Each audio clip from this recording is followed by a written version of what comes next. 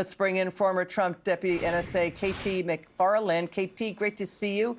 What's your reaction to this news? You're the expert here. Will Iran turn over its enriched uranium? They've been accused of repeatedly lying before. You know, this is an extraordinary day. I mean, what a breakthrough. And it really is a culmination of 8 years of President Trump's military, economic, diplomatic initiatives. And yeah, Iran is in a position where they really have to do more or less what we say. Now, I'm sure President Trump will let them have a few face-saving gestures here and there, but it's the end. Iran's economy is at the verge of collapse. Iran's energy industry, its oil coming out of the oil wells, going into the pipeline, supposedly going into the tankers, that's on the verge of collapse and destruction.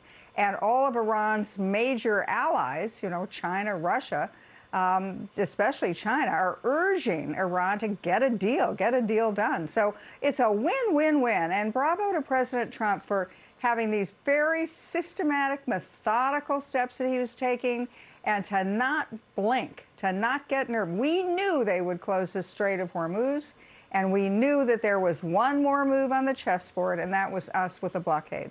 So the blockade worked. The president says talks with Iran are nearly 100% complete. This could go very quickly. Most of the points are already negotiated.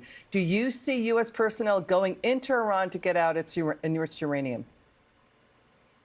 Yeah, I mean, this is part of the deal, right? President Trump has already said this, that U.S. personnel, not military personnel, but U.S. personnel would go in to secure, to identify, to make sure, to verify that the enriched uranium is either destroyed or we get it out of Iran. That's a non-negotiable demand from the United States, because if you don't secure the highly enriched uranium, then Iran just keeps going, and then they'll go for a bomb. They can't do it if they don't have highly enriched uranium, and they can't do it if they have no uranium. So it's really a turn of events. I mean, Iran was keeping the world at bay with a chokehold on the Strait of Hormuz, and then Trump turned it around rapidly, putting a naval blockade on Iran. And so what do you make of President Trump slamming NATO, calling NATO a paper tiger, saying NATO called to ask him if they could help out now, but that was after the fact, after the Hormuz Strait was open. This was as the UK and France were leading a 40-nation summit today to send a naval mission to reopen the Strait when the ships were already sailing. You know, it's really the tragedy of all of this is that the U.S. relationship with our European allies, I think, has probably done some irreparable harm.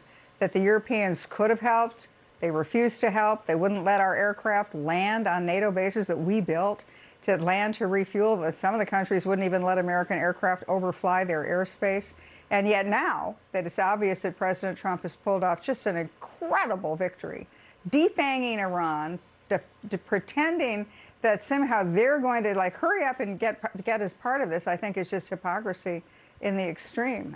These are the same countries which 48 hours ago were predicting World War III, that Donald Trump had screwed up the world economy, that Donald Trump didn't know what he was doing, and now they're racing to be part of Donald Trump's parade. Yeah, the credentialed class in D.C. is also taking hits. So much of its former regime is still there. Do you think Iran suddenly turns around and becomes a normal country?